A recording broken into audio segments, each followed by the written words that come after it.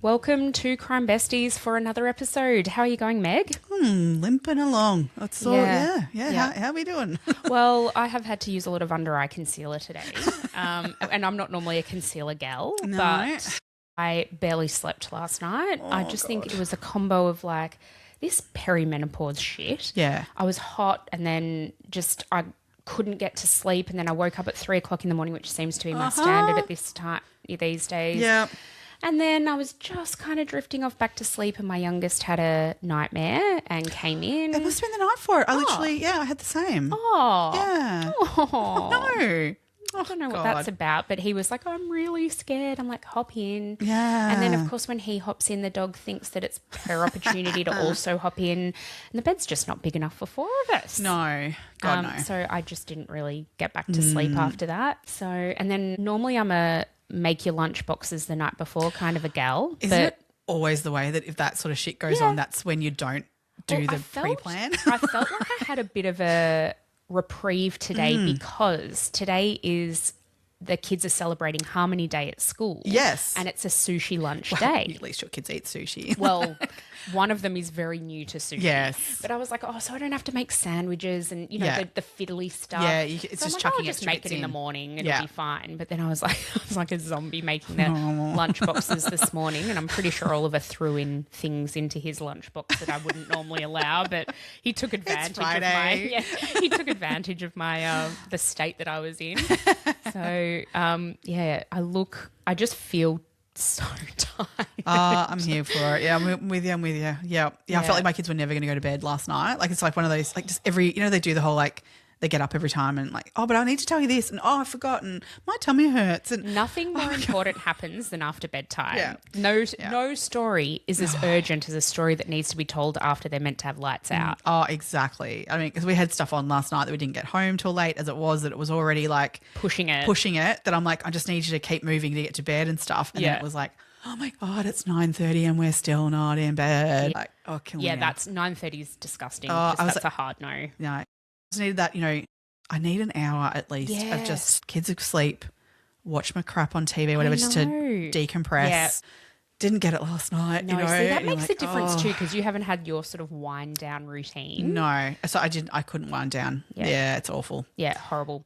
Yeah. Peter and I last night were watching a documentary about Fukushima, which was like the nuclear power plant reactor that melted down, and it was really interesting. But I was like falling asleep halfway through. I'm like, Peter, we're gonna have to watch this. Yeah, I want 90-minute documentary in 2 parts because I cannot. I actually can't keep my eyes open. Yeah, but you want to watch it. It wasn't like, I'll just fall asleep here because this is shit. Like, it's interesting. It was really interesting. Yeah. But another thing that I've been watching this week that I actually fully binged one day, I can't even remember when it was the new, it's on Netflix. It's called Dynasty The Murdochs. So it is so interesting. It's like real life Succession. Did you watch Succession? No, it's one of those shows where I'm like, I think I could really get into that, but I need like time. And, you need time. Yeah. And it's, it's over now, obviously, but I can't even remember how many seasons, 6 maybe. It's a lot of TV. Yeah. I fucking loved Succession. Yeah. Watching the sort of the real life, the Murdochs actually. I didn't know a lot of that story. Is it a drama as in like, no, or is it? No, it's a documentary. Yeah. It's really, really good. Highly recommend. Yeah. Definitely. Yep. Jot that one down. Yep. No, I mean, because on my list this weekend is not Real House, Secret Lives of Mormon Wives. Season 4 is come out. So have you heard about? So with Secret Lives, apparently. I don't actually know. I haven't really looked into it, but Taylor, so what's his name? Dakota. I was like, I know it's a real fucked name. What is it? But Dakota, like, what happened? Did he abuse her or something? Okay, it's a whole thing that he's saying that she did. Right. And he's saying he's got video evidence of it. Okay. But he hasn't released it? No. Oh, he's a fuck. They've actually halted production on season 5 due to this. So it must be massive. There must be something to it. But she's also got The Bachelorette that's about to start airing too. Yeah, she's doing all the press for that at the moment. Oh, I'm keen to watch. I'm going to have to look into this more because I've only seen real little tidbits of it. Get on TikTok. Oh. Yeah, it's a whole thing. Okay. Yeah, it's very interesting. So, like, she's claiming he has, but he's claiming she has, and it's a whole thing. And there's sort of the vibe is that there's got to be something in this, otherwise they wouldn't have stopped production. You know? Oh, for sure. So because they're actually filming season 5 at the moment, That's right. and they've stopped, paused production on it. So yeah, but she is still doing press for Bachelorette, which they were sort of like thoughts of like that they might pull her from all that and sort of go, let's just keep you out of it. Yes. So when they've put so much money into her series for Bachelorette, but I mean, already spoilers are out of that episode now because of everything. So you already know who. I won't ruin it for anyone else. Yeah, but but you can find out. Totally, it's all out there. It's everywhere. Yeah, so it's huge. Yeah, yeah. I'm here for all of the Salt Lake City shit. Same. I'm not here for domestic violence, but I'm here for the drama of the. But I just can't wait for the new season of Real Housewives of Salt Lake City to come out either. Well, that's true. That's yes. Bring it on. Bring it on. Because I'm finding, I don't know about you, but I love Beverly Hills. Yeah. But it's a bit boring. There's no one. I mean, Amanda's a fuckwit. I can't stand her. I cannot. But she's not in next season. They've already said they had to scrap her. Oh, she's a fuckwit. She's a dick. Yeah. So she's not in it. Good. And I'm like, but then who's going to give the, like, we need people arguing. Like, Name Dorit. Name him. No, because actually you're right. Sutton seems to have one season where she's like totally fine and then the next season where she's wild. So next season she's due for a wild season. So maybe that'll come. Yeah, good Maybe they can. We need Erica to fire back up too. I want her. But I just love Erica. I just love her. I'm here for her. I love her.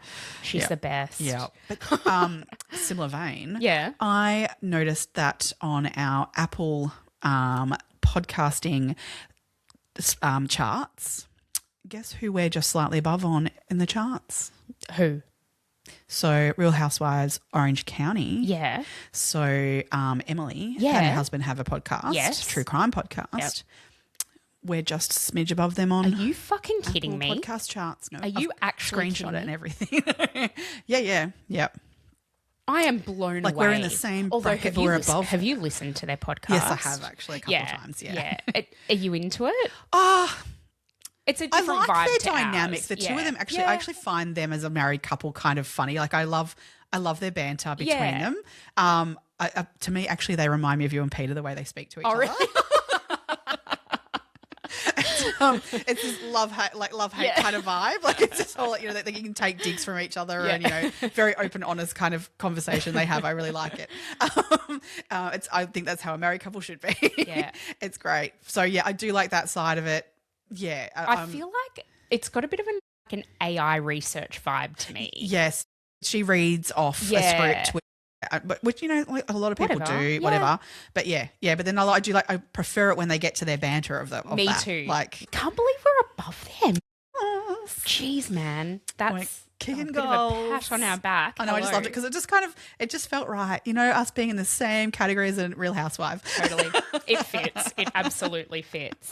All right, shout outs for today. We've got so many. Heaps. We've got a couple of new Patreons, Jade Walmsley and Joanne Illingworth. I was actually chatting back and forth with Joanne on the socials, and she was like, "I'm going to sign up tonight." And then, like literally 5 minutes later, the ding came up and saying that she'd joined the Patreon. So thank you guys for joining. It is so appreciated. And we're actually recording a Patreon only episode after this. Get that out. It'll be out by the time you get this one. Yeah, that's it. So you'll be able to, really invest in all of that. And then we've got a couple of wines have been bought for us specifically. Yes. Obviously, I love how everyone defines it. Like, please don't buy coffee. Yeah, don't be stupid. Oh, we're not. Don't worry, we're not. Me. Rebecca Devine, she said to buy a bottle of wine on her. Thank you, Rebecca. Thank you. And Cynthia Helen, she said she found us a month ago. Her comment was actually really funny. She said she found us a month ago, and at the start she found our banter, like our before the case banter, like I think maybe a bit annoying. That's not the word she used. But then now she's like really here for it. Now that she reckons she's listened to our whole back catalogue now. She's like, I actually really appreciate that. Now she's worked us out. Yeah. We are really irritating to begin with. And then you just grow on you. It's a slow burn. It takes 80 episodes before you really get into it. But anyway, thank you very much to Cynthia.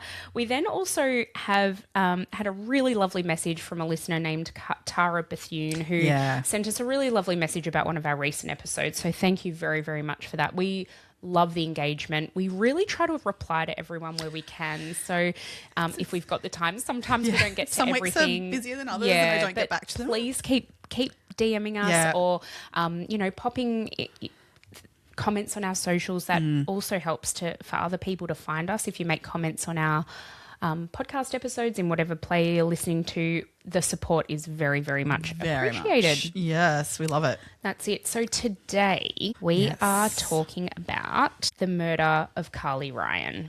Now, when you and I were discussing, we were sort of discussing this week's episode, or even just scheduling in these episodes, I think this to me was one that was really, really important that we do. Yep. And I think in our Patreon episode today, we're probably going to talk more about why we choose the topics that we choose and all of that kind of thing. Yeah. But this one, I think, to both of us really resonated. And in researching this, I actually found myself as a parent of preteens, this really hit home to me. Big time. And if not for the work of Carly's mum and lots of other legislative changes that have come from this and then from lots of other similar incidences, I think we're trying as best as we can as a society to make the internet a safer place for our young people. It will never be safe. It is always something that as a parent we need to be across and be on top of, but you never know. You know, kids have access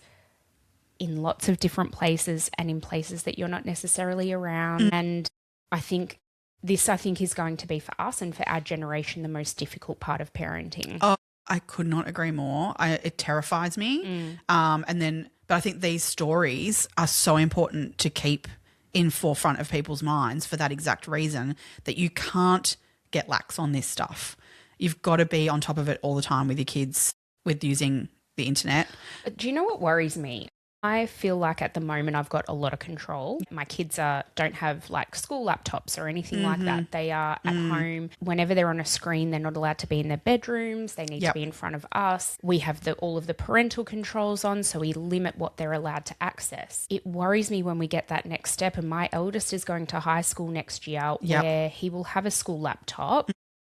I know kids can get around using VPNs and get around all of the restrictions that school places on things, and our kids aren't silly. Kids aren't silly. Oh, in that sense, they know more than we are. They're digital natives. We are not. That's right. You and I are both in the same generation, so don't bullshit me. I mean, you're actually a bit older than me. Fair bit older than me, but we fall into this category where we fell into that bracket of have lived a digital world and a non-digital world and that stuff, but that has put us into the bracket of understanding good portion of it and being able to get some of it, but not to the level of what they have. Their understanding of this stuff, and not even understanding of it. Actually, that's the wrong way to put it. They don't have an understanding of how much control they have compared to like us not having that. Absolutely. So they're actually so naive in their accessibility. And I think that's where there's a real issue with that as every teenager thinks that they know everything. It's biologically how they're programmed to be. It's part of them becoming adults that they know how to do things and they dismiss their parents. So it's about them moving on from the nest and back in, cave times, that it's still there in them to do that. But we have to somehow as parents navigate that when they're not mature enough and have enough knowledge to deal with it really. And I know as a parent I'm trying to consume a lot of content myself on how to protect them and what to do. I think there's a lot of really, really good resources out there. But then I also don't know what I don't know. And so you can be as informed as you want to be, but with these kinds of things, it changes all the time. Things are constantly like that. The goalposts are shifting in terms of all the time. Yeah. So it's tough. But it's also then you can know all you want to know and you can try and give that on to your kids. Then there's the people who don't do that in their families that then influence other kids because they're allowed to do things because that parent isn't as aware as you are, or for whatever reason, that then concerns me as well. So it's what they're being exposed to beyond the home, as you're saying. For sure. I mean, I had a bit of a funny moment the other night, on this, that my mum was home with the boys. Now, my mum, as we said, she celebrated her 80th birthday recently. So, technology is not her forte. And my eldest was doing homework on the computer. And the next thing he was calling his younger brother over and they were giggling their heads off at whatever they were doing. So mum was like, all of a sudden I better go just check what's going on. Good idea. And she's like, I don't know what I'm looking at, whether or not they're doing the right thing or not. And all she said to me was, look, I had a look to see what they were doing. It wasn't porn. So I figured they were fine. Oh, I love it. Can you imagine them sitting at the kitchen table watching porn anyway and going, hey, brother, come over here and Check it out. with grandma sitting like at the kitchen table or something. Oh, that's Turns funny. out they were just learning how to do animation on something. Okay. And I'm like, it was totally fine and innocent. But Yeah. I loved mum's just like, look, it wasn't porn. But see, this is the thing, right? And I think generationally, that's probably what they think is the worst thing This that they is can it. see online, and it is not. It is not. It actually isn't. That's fucking scary. And that's scary. It is scary. her I mean, the whole understanding of it porn all. thing scares me too because, I mean, that's a whole different conversation. But, yeah, it's a scary world out there. Yeah. Yeah. And this case really hits home as to just why it's so scary and yes. what we can, I don't know, hopefully keep in the forefront of our minds as we navigate these years with our preteens and For teens. sure. And, yeah. Yep. So, Carly Ryan, contextually, so this happened in 2007. Mm-hmm. Now, the internet at the time was, I'm going to say, still newish. When I say that, I think people assumed that the people they were talking to on the internet were the people They were talking who they to. were saying Yeah, they were. totally. You know, there was a lot of chat rooms were really big, and meeting people online was a really big thing. There wasn't such a thing. We didn't have video calls or anything like that. Some people had webcams, but it wasn't really a thing at that time. Yep. MySpace was massive, and I guess it was the start of early social media. But I think Facebook was part of this, but it was early days of Facebook. It was like, I think, because Facebook was sort of 2005, 2006 that it came out. I think so. And so this is still early days of, some people weren't on it yet, you know, Yep. like, whereas, I mean, these days, oh, well, it's not the young ones, but everyone's on Facebook kind or of thing. Instagram, Yeah. or Snap. Anyway, Yeah, MySpace was the bigger one of the two at the time. MySpace was so big at the time that in 2006 or 2005 was it? It actually had more traffic than Google. Crazy. Isn't Did you that have a mental? MySpace account? Oh yeah. What was your username? No, I didn't have one. Oh, okay. No.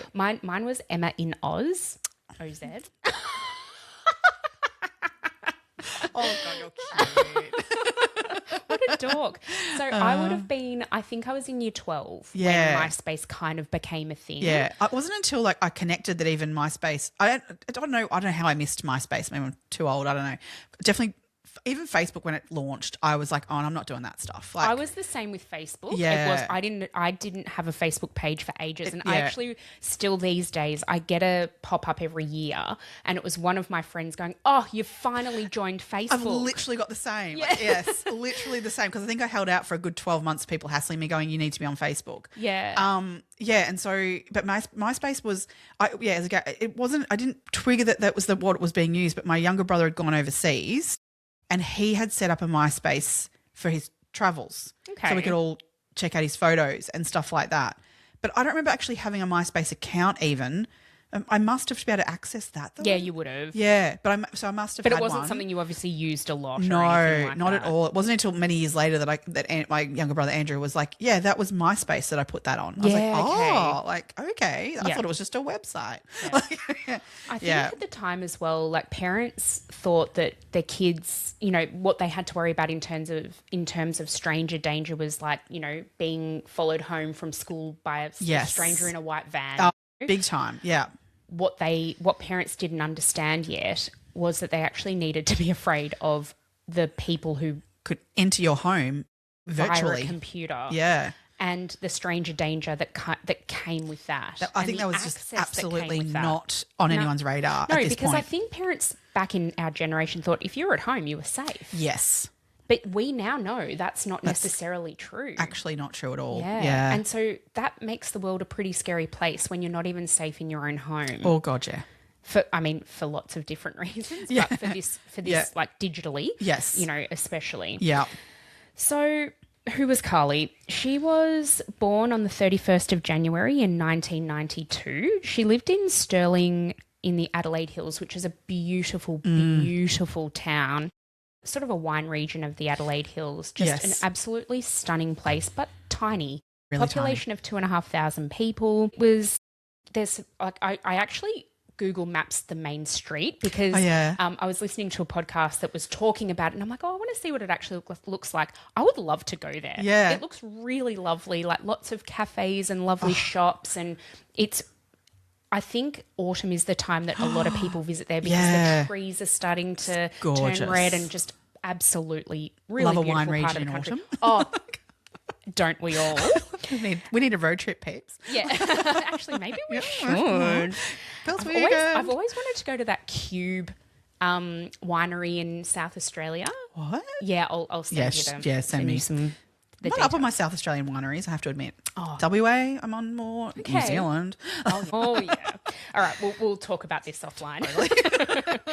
So Carly lived at home with her mum, Sonia Ryan. Mm-hmm. Sonia was only 20 years old when she had Carly. And I have to say that they looked so similar. They could absolutely be sisters. Apparently that's what they got all the time. Sonia looks very, very good for her age. Yes. She is... They give me Gilmore Girls vibes. Total Gilmore Girls vibes. Yeah. You can sort of see they grew up together in a way. So, I mean... A 20-year-old raising a child, that's a massive thing. It's but huge. she did a really, really good job with Carly, and they were so, so close. Yes. So much so that Carly would tell her mum everything. There was nothing hidden between them, which is unusual. Because teenage girls. Yeah, God, at this point, Carly was 15 years old. Yeah. And I think that's the time that you kind of maybe would pull away from your mum a little bit and... Because, they suck because they tell you don't do things. Yeah, and not to wear your hair like that or not to do this or not to do that and not to be friends with that person or whatever. But their relationship never kind of got to that point, that they were very open with one another. They disagreed on things, but they still connected back, And I think there was a real mutual respect that went both ways. Yeah. I think is lovely, and I would love to have that with my kids. I can ongoing. achieve that with my kids. Me too. Yeah. Me too. So Carly was a very creative girl. She was sensitive. She was quite bright. She loved music and this alternative culture. Emo. Yeah. Did you ever go through an emo phase? No, I wouldn't. Not to the extent where I would say I was emo, but kind of on the fringe. Okay. If you know what I mean. Did you dye your hair black? No. I dyed my hair black. I was never emo, right? Never, no, but I did have a phase where I dyed my hair black, and I look back at photos of me now with my hair dyed black, and I'm like, "Fuck, you look so pale. You look dead. Yeah, you actually look dead." What were you thinking? But I loved it at the time. Absolutely loved my hair jet black. I definitely got into sort of the music of that and the that side of things, and I was intrigued by it, but I wouldn't have said that I was emo. Yeah. We certainly had kids at our school who were emo. Definitely. And and they were subculture. Definitely. And again, when I'm generally the person who was friends with everyone, sort of stuff at school, everyone had their groups, but I would talk to everyone. But the emo crowd, I quite enjoyed them. They were good people. And they liked listening to music and all of that sort of stuff. Even though Carly identified with that sort of emo subculture, she actually also wore really colourful outfits. She wore a lot of band T-shirts. She had the darker hair and all of that kind of stuff. And dark makeup, the really heavy eyeliner that you kind of associate I probably with that went to that. Yeah.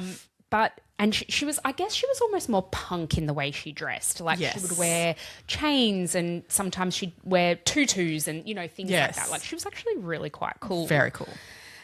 She was an incredibly active MySpace user. So her whole friendship group were. That's right. She socialised with her friends on there, and these are friends she knew through school and through other extracurricular activities. And this is where I think the web starts, right? So she knew all these people that she was interacting with on MySpace. Those people knew people who introduced her to that sort of next level out. So she then doesn't know those people, but she knows them through a friend of a friend or something like that. And so it gets some of these were legit, you've got a cousin or a friend from your sports that you play on the weekend that person doesn't know, but you know that they know them. And so the web continues from there. So this is where it gets used to people's advantage, I guess, of that. Yeah, that people can slot in very easily, I guess, in that sense that someone knows me, and it gets lost as to how they're known. That's very true. Yeah. One of Carly's really good friends had met a boy on MySpace who she knew, again, through a friend of a friend. Yeah. And they had started a relationship, and they'd taken that relationship from the online space into the physical world. Yeah.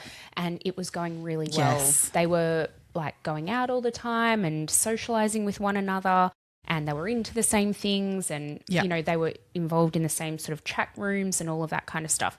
And Carly saw this and was like, oh, that's, you know, really lovely. Like, that's what can happen. IRL, as the kids would say. She could see it in real life, these two getting along like together in real life as well as online. So that's she could but they'd see, met online. So yes, she could see the translation from meeting someone that way. That's right. Into and how a positively real world, it could go. Yeah, into a real world experience. Yes.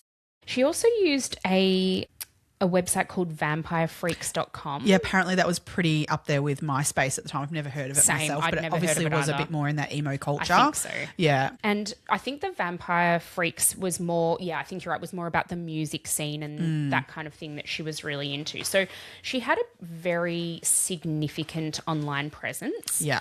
And her mum knew about this. Her mum knew that she was in these chat rooms. I thought, as we discussed before, that she was safe because she was at home. She's not going out. Well, there was open communication between them about what was happening on the line, of who she was talking to.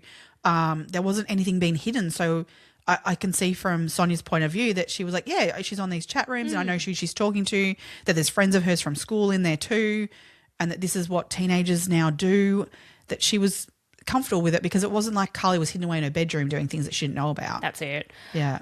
It was around... So early, I think it was early 2006. 2005. Oh, was actually. it 2005? It was as early as Sorry. that. Yeah, Sorry. mid 2005. Right. Oh, yeah, because it was about 18 months, wasn't it, that they'd known each other. Yeah. So Carly started talking to Sonia about this boy that she'd met named Brandon Kane. Now, they had met, again, it was kind of through a friend of a friend. Well, no, it was her best friend, actually. Who, was it? Yeah, so this Brandon Kane had actually been speaking to her and they'd connected and, like, were getting along. But for whatever reason, this Brandon Kane saw that she was friends with this Carly and that they were all in the same group chats and things like that. And he asked for Carly's email address and that he wanted to connect with her. But so because this best friend had been communicating with Brandon for quite some time already, Carly was quite open to that, you know, this was someone that her best friend knew was being introduced to her, all via online platforms, you know. But same as, like, I guess if a friend said, you know, like, come meet us for coffee, you know, meet my friend. It's just, I mean, if you put it into that context, it's like, yeah, well, you know them. It's nothing. Yeah, like, it's just a way of introducing each other, you know, before bloody Tinders and things have been involved, I guess, isn't it? Yeah. So Brandon was born and raised in Texas and he was an 18-year-old musician. He lived in Melbourne, so for the context in terms of distance, Melbourne's about an 8-hour drive from Adelaide and in a different state. Yeah, so he was saying that he was living in Melbourne. He liked everything she liked and they really hit it off. They had a lot in common. They were talking about lots and lots of different things. He was quite successful in his music and was, like, sort of doing some little bit of touring and things. Well, he'd said that he'd gone to Paris for, was that like a music gig or something? Yeah, I believe so. Yeah. So that was incredibly impressive to her as a 15-year-old. And it got to the point where they were communicating so frequently and their relationship was developing and it came to the point where I think Carly definitely developed an infatuation with Brandon and it went both ways. Yep. I mean, he was just as infatuated with her and so they essentially started online dating exclusively.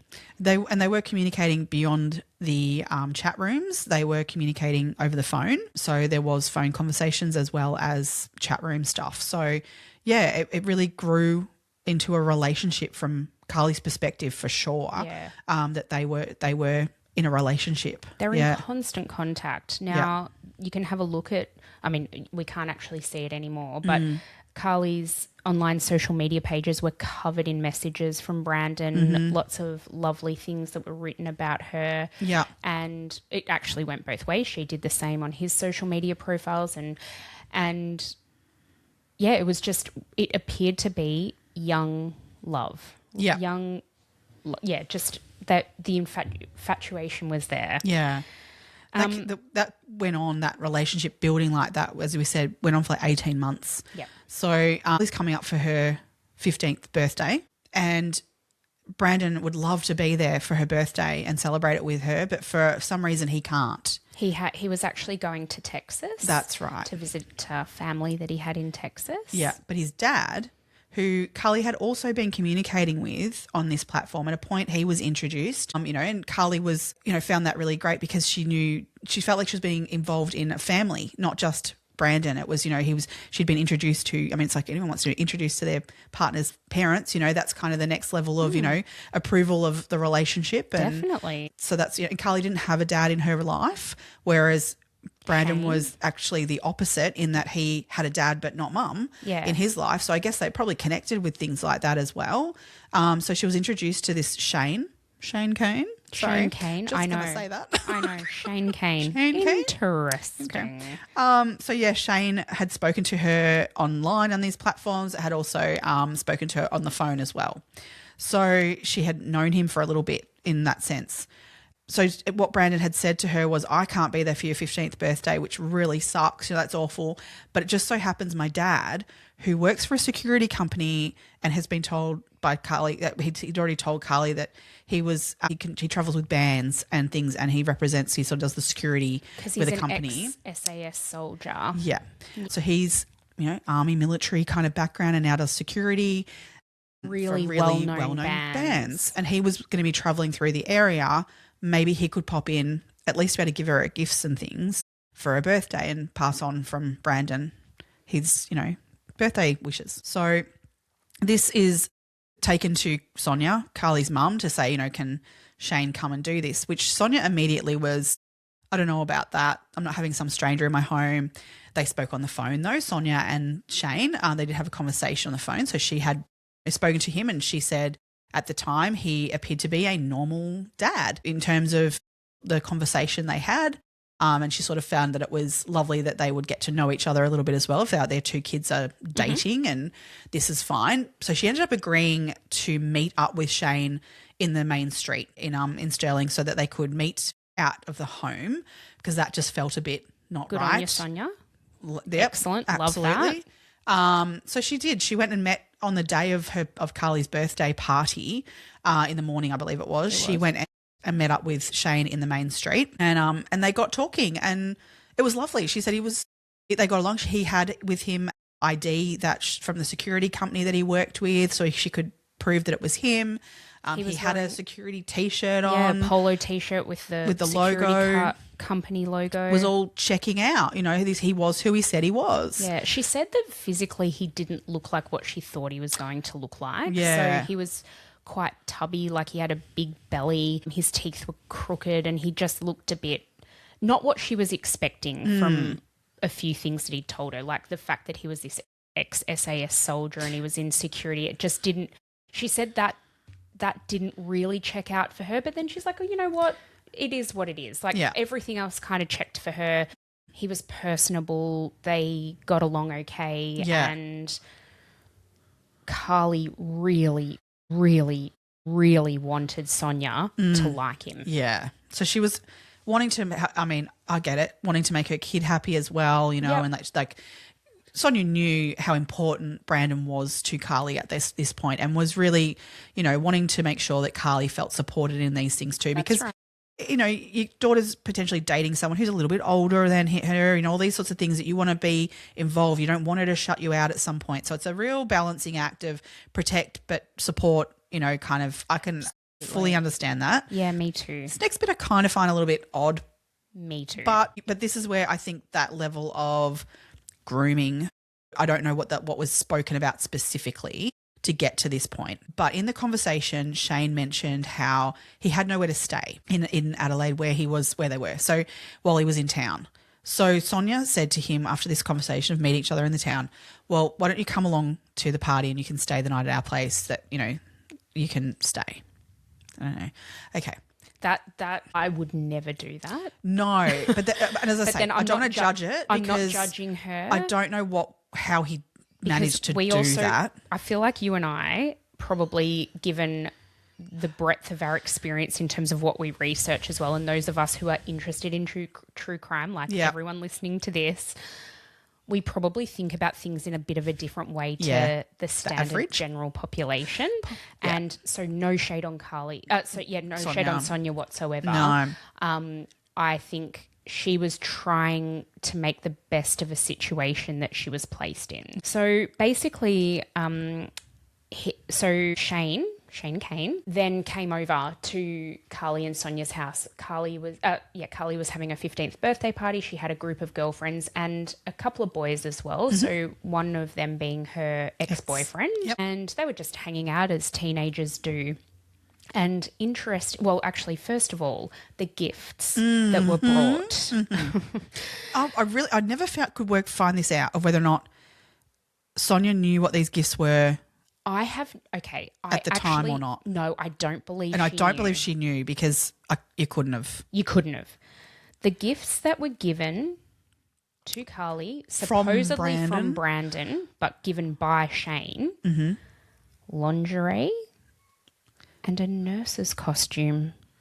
What the fuck? What? That? Ugh. Oh, gross. Ugh. I'm sorry. Genuinely, if an 18-year-old was giving that gift to a 15-year-old. Even that's wrong. What? Yeah, what? Well, he would have been 19 by this point, right? Because when they met, he was 18. True that. So that's almost even worse. Oh. Absolutely disgusting. But basically that night at the party, several friends of Carly's had reported after the fact, because you don't know what you don't know in the time, that he was really creepy. Shane was really creepy. The things he was saying, the way he was acting towards Carly was really off. When she was talking to her ex-boyfriend at one stage, he got really shitty with Carly for doing that. He got Carly to kiss one of her female friends in front of him. It's very gross, really gross behaviour. As a 15-year-old, I don't know what Carly was thinking. I don't know. Well, we kind of know in that they did have a conversation after all this that she didn't feel comfortable either. Yeah. Yeah. But she still did it? I think she was, because she was 15. She was 15 and so infatuated with Brandon. So we also know that this night Shane actually propositioned Carly for sex. He said to her that Brandon wouldn't mind because we're keeping it in the family. He unbuckled her pants and lifted up her top and touched her inappropriately before propositioning her for sex, as if she wasn't going to feel uncomfortably. This was in her bedroom. Enough anyway. He actually then ended up sleeping the night in her bedroom. The next morning, Sonia was sort of checking on Carly and making sure she was okay, and found Shane on Carly's bed. Now, apparently he was on top of the covers and Carly was under the covers. And clothing was all on. But I mean, that so is so fucked. It's not even funny. No. So, of course, Sonia's like, get the fuck out of my house. You are no longer welcome here. Carly was devastated because she felt as though it was going to be over between her and Brandon. That's right. It would really impact their relationship. Yeah. And so she was really, really, really upset. And this is the thing where Carly was in agreement with her mum. She did not like what Shane had done. She expressed that to her mum and she understood why her mum had thrown him out. But at the same time, she was angry because it was going to impact her relationship with Brandon. So in all of this, and I can understand that from a 15-year-old's perspective entirely, that, I don't care about his dad. His dad's awful, but I love him, kind of thing. I can just imagine her being so distraught by that and pulled in so many directions. Oh, for sure. Carly did have, we were talking about before, she did have contact with Shane. So she actually cut that off and she was only then communicating with Brandon. So I guess in her mind, she's put that to bed, she's put that aside. She has, there's communication between her and Brandon where she's like, I really hope this means you don't think anything less of me, but I can't communicate with your dad, but, I love you so much. And he reciprocated. He was like, I love you too. I'm really sorry that happened. But in Sonia's eyes, she believed that it had stopped completely. So she took Carly's phone, and all these everything. Yeah. So she believed that the communication was not happening between Brandon or Shane at this point. Was this at the point where Sonia sent an email to Shane? Yes. So in this email, she basically said, you need to cease all communication. Your behaviour was absolutely abhorrent. These are the things that you've done. And I think she just wanted to get it off her chest and also make it finite. Like, this is absolutely. it. We're cutting everything off. We're done. She threatened him with that she would go to the police. Yeah. She said, if you make contact again, I will contact the police. Yes. And he basically came back with an email that was like, bitch, please. Literally. Yeah. It started with, bitch, please. Yeah. Like, who the fuck do you think you are? Oh. If we go to court over this, I'm the decorated SAS soldier and you're just a bitch. Yes. Yeah. That was the exact wording in the email. I was like, oh my God. Yeah. What a sack. What a piece of shit. Absolute fucking piece of shit. Oh, awful. Because the way he wrote that email was like this entitlement of to her daughter. And how dare you interfere with me getting your daughter? Oh. Now, this goes to show the type of person this Shane is. He is a malignant narcissist through and through. He was obsessed and enraged by this rejection, and it started manifesting these really ill thoughts towards the entire situation. So what he did, he started to plan what would end up being Carly's demise. This is what he wanted. Completely premeditated. It was designed to impact Carly in the worst possible way and impact Carly's family, especially Sonia, in the worst possible way, because he'd been caught, he'd been found out. They knew exactly who he was. Yeah. And Shane couldn't stand that. He couldn't have it. No. So in February of 2007, contact was reestablished via Brandon with Carly, and he got to the point where he convinced her to meet up with him without telling Sonia. Dangerous. Oh, yeah. So fucking dangerous. And the way he kind of did that was to say that, obviously, to get to Adelaide, him and his dad were going to have to come. And obviously he knew that, even though he was 19 and could have driven there himself, but whatever. Yep.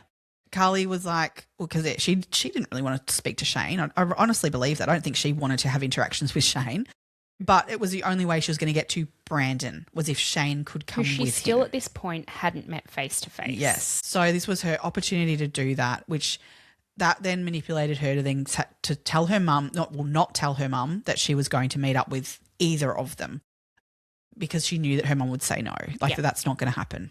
Yeah. So what she did was she used something that she has done many, many, many times.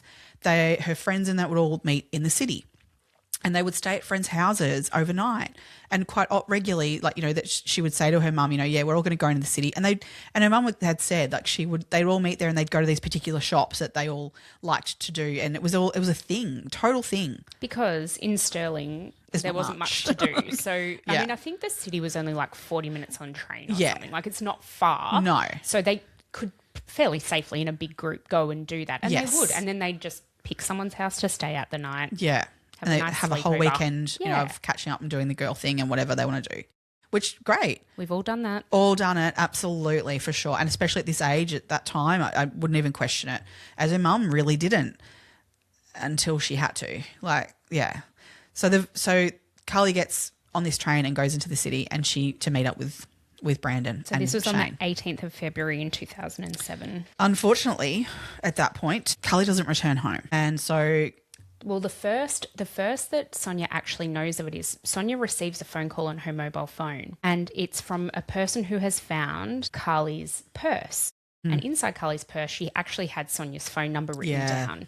And so this person's rung up and going, I've just found this purse and there's a ID belonging to Carly. Is this Carly? And anyway, so immediately Sonia was like, something's really, really wrong here, because they found the purse about 80 kilometres away from Adelaide, where... It wasn't where she'd said she was going to be. That's right. It's not like she dropped her purse in the city and you could kind of explain that away. No. Panic would set in regardless, I think. But it was 80 kilometres from where where Sonia thought Carly Port was. Elliot. In Port Elliot. Yeah. So that basically triggered Sonia into an absolute frenzy. She rang all of Carly's friends. None of them said that they had plans, that they'd seen Carly, or that they knew where she was or who she was that she was with. staying their place that night, No, no one knew anything. They hadn't planned anything for that particular weekend. So immediately Sonia has done the right thing. She has contacted the police and filed a missing persons report. Good on her. She did the right thing. And to the police's credit, they have also taken this quite seriously and fed it out to all of the channels that they needed to do that. Now, the next morning on the 19th of February in 2007, a lady was going for a walk and she saw a body face down in a body of water in Horseshoe Bay, which is in Port Elliot, and she couldn't actually physically move this body. So she's run to find somebody to help her, and she found a fisherman up the beach somewhere. He's come, and while he's dragging this girl's body out of the water, the lady was calling 000 and getting an ambulance out there. They performed CPR. Yep. So they did that. The ambulance came. By the time the ambulance got there, they were able to pronounce the person deceased.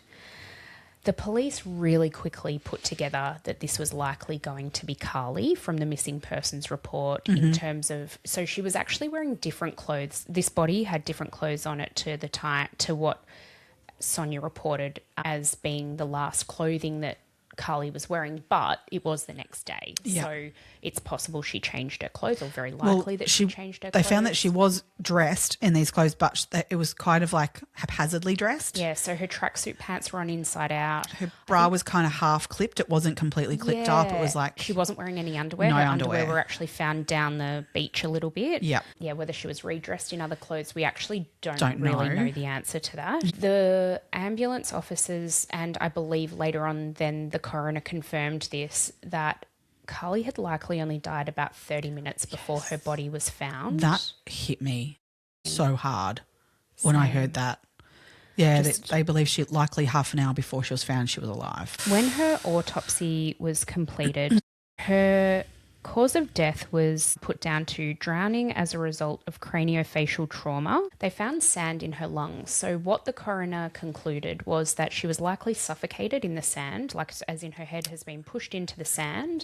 She's inhaled some sand. She's then been beaten. There were 19 separate injuries, about 8 of those to her head, blunt force injuries, which they believed at the time were probably caused from a fist. Yep. Apparently her face was just completely bloodied and bruised. That has knocked her out. Yep. Her body's then been placed in the water and she's drowned in that fairly shallow body of water. It is just horrific, absolutely horrific. She'd also been raped, so that was proven to there as well. So, yep.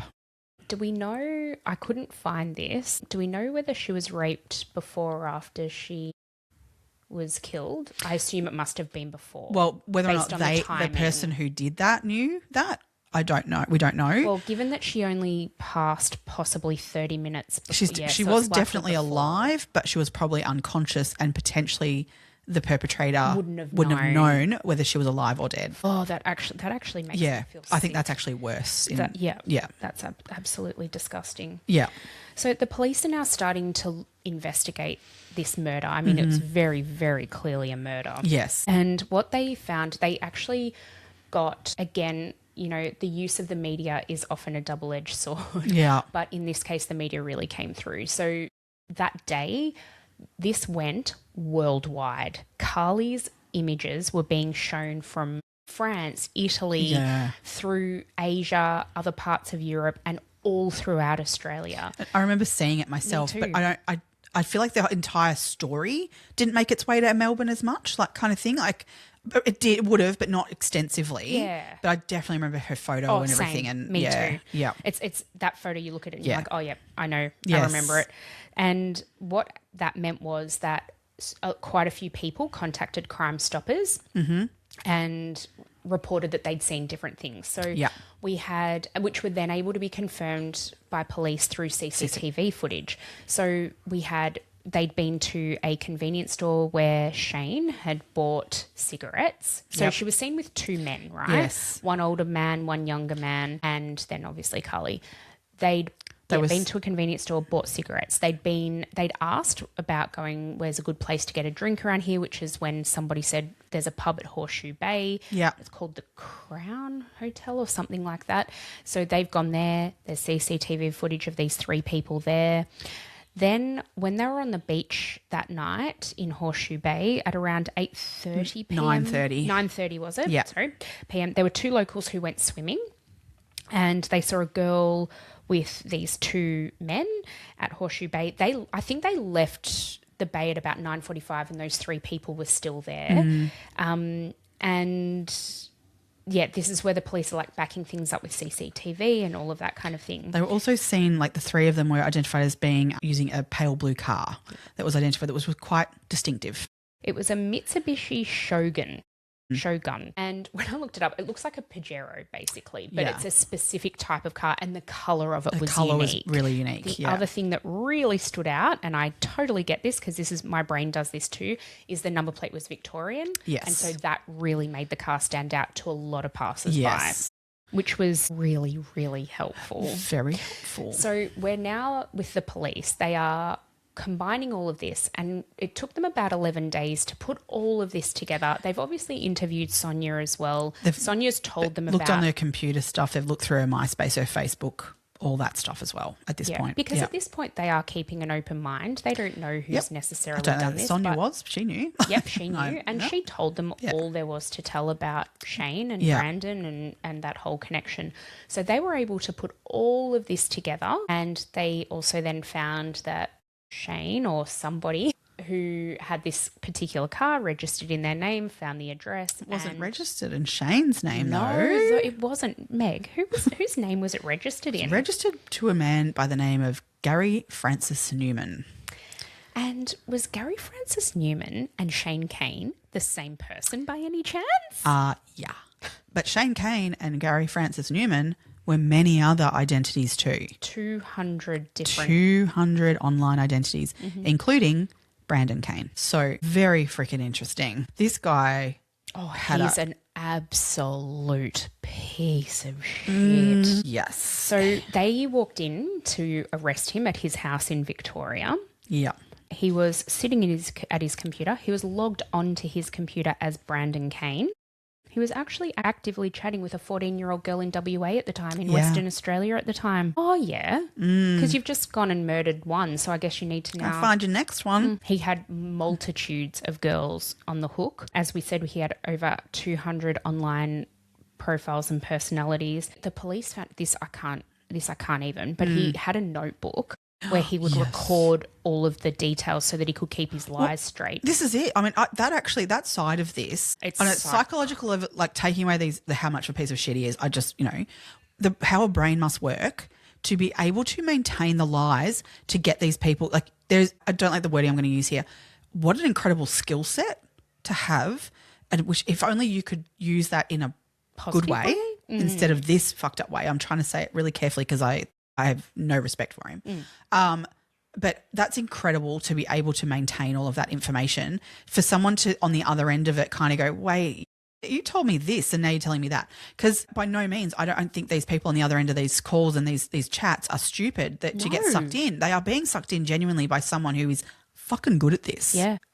Yeah. The disgusting thing was the way he'd written about the people in this notebook. So Carly was called the Adelaide Slut in the notebook. And then he wrote against her name, resting peace, like not even rest in peace. He wrote, like, he's just a fucking idiot. Like he's obviously got a certain amount of smarts, but not really. Not really. Exactly. You know what I mean? Yes. Like he's actually total dead shit in so many other ways. In so many other ways. Yes. What the notebook showed was that Carly obviously wasn't his only victim. There were hundreds and hundreds and hundreds of victims over time and then in that present moment as well. Yep. So he's obviously, Gary Francis Newman has been arrested for the murder of Carly. Yeah. He initially denies that. He's like, absolutely not. He denies it for a extensively long period of time. Yeah. What they know as well, what the police ascertain, is that the other man that was with him at the time was his son. 17-year-old son. Who'd only just been returned to his custody a month before the murder. Mm-hmm. So he had two sons. He had one son living with him who was older, and he then acquired his younger son after being in foster care for many years. Somehow he'd regained custody of him at the age of 17. So they had not had a whole lot to do with each other and didn't know each other that well, I'm assuming. So he had moved back in with him, and yeah, he had approached the older son at one stage to try and get him to help him hook these girls in, because obviously there were phone calls happening. Like, he needed a voice and potentially a face to use to gain access to these girls. The older son said, fuck no. He didn't get involved.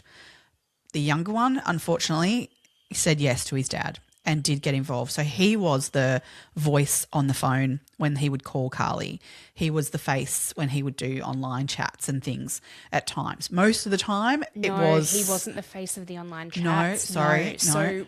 So Gary, we'll call him now. Gary had actually downloaded footage of just this random boy. In the bands and things. Sorry, yes. And he had cut together footage so it looked like it was a webcam.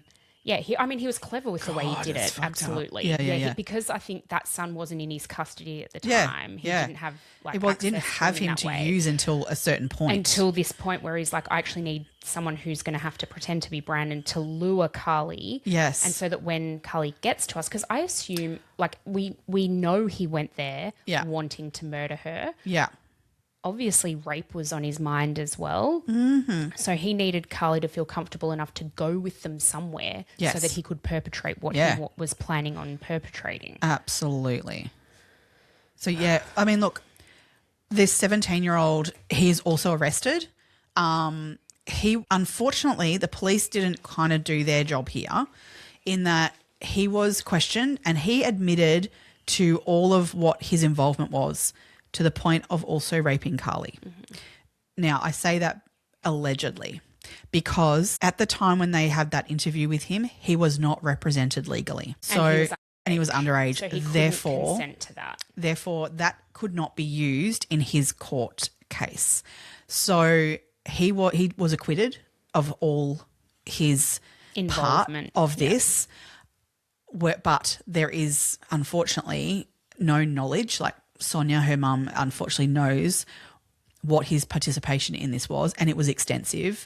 And at 17, how much consent can he give to being a part of it? In that, yes, there was a father, adult, authority figure leading him. How much of that did he really want to participate in? How much consent he gave to all that is a broad question. And murky age. Yeah, and I mean, I've heard Sonia speak on her thoughts on this, and she has very firm belief that he should have had a conviction. I agree with her. And I do tend to lean that way, yes. Yeah. But I just want to be careful legally that he was not convicted. He actually, due to not having representation in that initial interview. Now, I believe this person, this young man, then went on to perpetrate absolutely severe sexual abuse of girls later in his life. So I think he was in juvenile detention awaiting this trial and awaiting the acquittal. But I just think if the system had have worked the way that Sonia wanted it to and the way I personally think it should have, then he wouldn't have been able to harm these other girls. There was no rehabilitation given to him. No. He was just acquitted and put back out into society, having participated in and witnessed what he had. I think that's dangerous. That's and it's really irresponsible of the system. 100%. 100%. Yeah. So Gary, though, we just should go back a little bit on what sort of person, just in terms of him as well. We always say these people they don't appear and just do this stuff at the drop of a hat. There's always prior stuff that's gone on. He was married, I believe, at a point, and it was his stepdaughter has come out and said that he molested her. His ex-wife has come forward as well, saying that, yes, that's what occurred. This guy has absolute rap sheet in terms of past of that. He was not convicted of it at the time, but it was definitely came out in the trial that that's what his past was.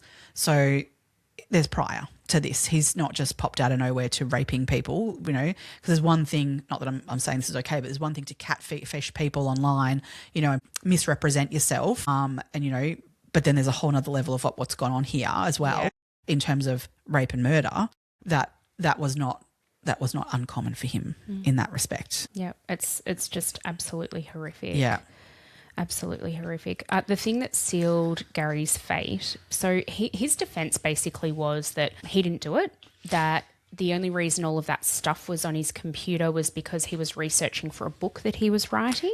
So he got up on the stand and said this shit. This isn't just his lawyer actually wanted to be removed from his... Twice. Yeah. And they were like, no, because it would have led to a mistrial and they would have had to have started again. It would have cost the taxpayer too much money. And, I mean, this was an open and shut case. They had CCTV footage of him with her like an hour before she died. Like, fuck off. Yeah. So, but the thing that actually sealed his fate was because, so once the CCTV footage came in, he was like, okay. Like, he kind of had to concede. But he's like, but I didn't intend to kill her. Yeah. Right? So not premeditated. But then the police found the fingertip of a latex glove that had his fingerprint on the inside of it. So they're like, this was 100% premeditated. You brought gloves. So that sealed his fate. That absolutely sealed his fate. And he was sentenced to life imprisonment with a 29-year non-parole period. He's actually eligible for parole in 2036. That's too soon. Yes. And he'll only be like 80. Yeah. I don't feel like that's... No, I really hope I feel like, well, look, I mean, he might not get parole. We're not saying that he's definitely going to get out then, and I would hope that he won't. He won't. Hopefully he just dies. Surely, hopefully. A really painful death. Oh, someone might get to him in jail. Justice Trish Kelly, who presided over the case, she said Gary Newman deserves a life behind bars for his grossly perverted plan to deceive, seduce and murder Carly. During the trial as well, if something wasn't going his way, he'd fake having a seizure. Yes, a full interesting personality. Very interesting personality. Oh my God. She also said in the trial, you were sexually obsessed with Miss Ryan. When you could not get your own way, you prepared to and did kill her. Yeah. She also stated that a child who fell in love with the idea of the handsome Brandon Kane, the real man, was an overweight, balding, middle-aged pedophile. Totally. Nailed it. Drop mic. Girl. Yep. Look, the legacy that has come from this is something I think we should talk about now because Sonia, to her absolute credit, has taken the most tragic and awful thing that any parent should ever have to endure and has really turned it into something where she can get, there's some positive, there's education, there's like honouring Carly's legacy. And I think for Sonia, it's that she didn't want Carly to die for no reason. This has been her reason, I suppose. Well, it's her reason to go on, isn't it? I mean, God. So this case has changed Australian law for the better. Yes. Previous to this, lying about your age to a child online wasn't illegal. Now that Carly's law has been enacted, that is now a criminal offence. Even if you have no criminal intent from lying to them about your age, it doesn't matter what your intent is behind lying. It is still criminal to do that. Which is a good thing. So what that means is that police are actually then now able to enact on people who are perpetrating these crimes online before they enter the physical space, because that's what happened here. Like online, okay, the damage was one thing, but then once obviously it came where they were meeting face to face, that's where things really took a turn. Because what we should have said, we didn't say this at the time. So when that incident happened about the birthday, Sonia did go to the police. Like, even though she threatened that to Shane at the time, she did go to the police, and the police actually said to her, look, there is nothing we can do. So because there's not actual physical evidence of all these sorts of things. However, if this law was in place, they may have been able to get him on that at that point. They would have been able to arrest him before any of this had ever happened. That's where this new law really would have assisted in this situation and has and will continue to assist these cases in the future. Thank you so much to Sonia for that. Yes. She also founded the Carly Ryan Foundation. The mission of the foundation is to educate children about online grooming, to support families, and also they they have a push and a pretty big voice in terms of legislation changes to make this stuff safer for our children. She does a lot of speaking events. She speaks with schools and universities, with law enforcement, governments. She's a real advocate in this space for our kids. One of her quotes is that Carly's legacy was going to be more than her ending. So she wanted Carly not to be remembered for the brutal end of her life, but for like her legacy to be a positive change for kids all around Australia and even internationally now. I know the foundation has supported several governments around the world to make significant legislative changes to benefit children in those countries as well. Well, the thing is, because of how the internet works, it needs to be international. Yeah. Because it does cross all those borders in terms of that. I mean, someone can be international, interstate, and be grooming someone. Yeah. So just because you don't live in the same country doesn't mean they can't impact them. There are plenty of cases that are still continuing, through this where they can, by grooming someone online, they can murder someone, in fact, by creating that person to commit suicide. Self-harm. We know self-harm. there have been cases of that happening Absolutely. too. This happens, and it happens regularly. So these laws have got to help internationally, not just, us as Australia or Victoria or South Australia having laws isn't enough. No. So, Sonia is amazing. She continues this work to, assist in that realm. She's also been a big advocate and a big proponent of the social media ban to under 16s. Yeah. That's been a big part of her advocacy work of late. I think a lot more needs to be done in this space. Yeah. Like it's not perfect. It's a step, but it's, there's a lot of work that still needs to be done to really cement that in. But at least I feel like there's recognition there. The fact that we're taking these steps. Is it perfect? No. Will it ever be perfect? Probably not. But it's just something, if nothing else, it's made parents more aware possibly. Yeah. And we need to be so on top of this. I feel like from a perspective of parents, there's parents who have tons of knowledge, and in that knowledge you understand still that you can't control all of it. And then there's parents. That's part of it, isn't it? Yeah. If part of that is knowing that you don't know everything and you can't control everything. No. But then there's an element of parents that, do the whole I can't understand this. I can't control it anyway.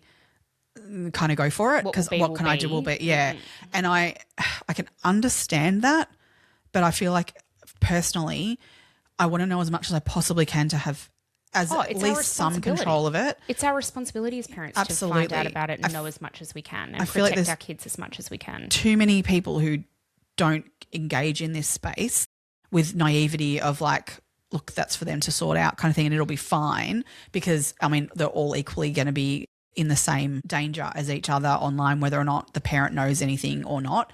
And I can't have it. No. I want every parent to engage with this and have knowledge because what goes on in that household with no knowledge and my household with the amount of knowledge I can comprehend, I feel like I'm then being unsupported because my kids are still interacting with that child too. Yeah, that's it. It's really hard. It is really, really complex. Yeah. I think, for those who maybe don't really understand it, we've got to look at it like, when we were kids, we had that stranger danger kind of talk and we'd have... We need to be having conversations like that, but about internet and about online. Absolutely. I am so honest with my kids around why I'm scared because I want them to have fear of it. Yeah. Because if they don't have the fear of it, then they don't understand. Then they don't understand why I'm being a bitch. Yeah. I say that to them all the time. I'm not saying this to be a bitch. I'm just saying this because I'm trying to protect you. I'm also a bitch. Yeah, well, better the bitch you know than the one you don't. But I'm very honest about the fact of that there are people on the other end of those screens that are not your friend and they are not there to be nice to you. That's very true. What do you think made Carly so vulnerable to this? Well, I think the fact that this was such a new space at the time, but we can't overlook that fact because this is still equally as dangerous now and we know more. Yeah. So, but at the time, definitely that was an element of it. But she's a 15-year-old girl, 14-year-old girl. It's age. It was her first serious relationship. She was in love. That's a massive, massive thing. There was that emotional control, that emotional connection that she had with this person. And I think she was just almost ripe for it. Absolutely. Well, this is the thing. Gary made a character that was literally targeting the Carlys of the world. And he was picking who he was. He targeted first the best friend, realised for whatever reason she wasn't into it. It didn't quite match with her, so he tried the next one. You know, he somehow infiltrated a group of girls of Carly's friends who were of similar ilk, you know, music, emo, you know, the things that he had already built Brandon's profile around. That he was like, right, one of them will be the right one, you know? And But then it's disgusting how he then had all of those other girls that he was manipulating. Created other profiles. And other personalities. To pull them in. He was just so manipulative. Absolutely. So manipulative. I mean, look, and he also created beyond those, the character of Brandon, obviously there was linked to that was then the father being Shane, but there was also another one that was Brandon's brother. Yeah. And so it made it safe. It made it, you know, this was a real person because he's got these other connections on his profile of, he had like his friends and he was profiling, he didn't just profile the character that was going to lure or whoever it was, literally invented an entire web of people around that to give it reality, which just blows my mind. That side of it really blows my mind as to how you can keep track of all that for that's Brandon profile and that's all the people around him. But then there's X profile and there's all the people around him to get, you know, that type of girl. Blows my mind. Totally blows my mind. Absolutely disgusting. Oh, totally. It's just horrible. Yeah. Horrible. Oh, God. I look at this situation, I think really, aside from inviting him to stay the night, Sonia did all the right things. Yes. Sonia went and met him at a public place, got a feel for it. He was presenting a certain persona. I don't think we said this at the time, though. It turned out that license, the identity he had and the logo on his T-shirt were all fake. And he was never in the SAS. I mean, that's probably fairly He went so evident. extensively into this. Everything was so planned. So planned. Yeah, it's disgusting. Yeah. So Sonia did the right things. You know, she did all the things that I think anyone would advise you to do if that was the case. Yeah.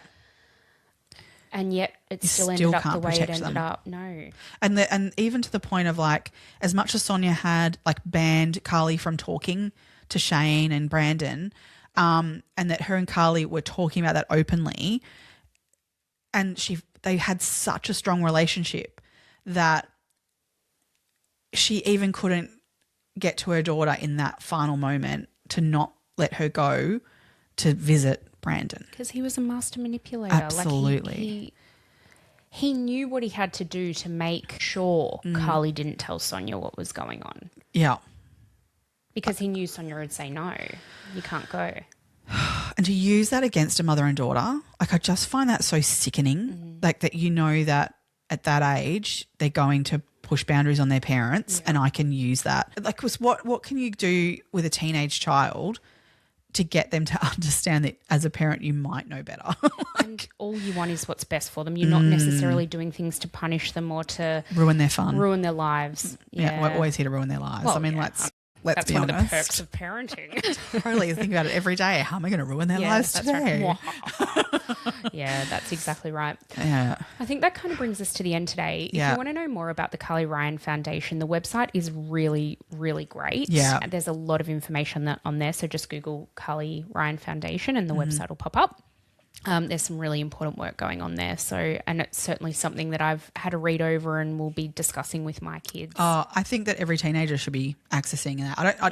I sort of feel like maybe it's more extensively known in South Australia and where Sonia speaks and all that sort of thing because it's where her hometown is. But I feel like we need more of that here in Melbourne. I don't know. There are bits and pieces that we have here, but I feel like genuine stories firsthand are what kids need to hear because sometimes it seems too distant. And it's not that's not me. That's not what happens for me. But just actually hear from Sonia and hear Carly's story makes it real. Yep. I couldn't agree with you more. All right. Well, thank you everybody for joining us for another episode. You can check us out on the socials on Facebook, Instagram, and not TikTok because, we've been banned for life. If you'd like to buy us a coffee, you can do so at buymeacoffee.com/2crimebesties, or you can join our Patreon because we're getting a new episode out, and that is patreon.com/2crimebesties, all in one word. Absolutely. See you in the socials or over on Patreon.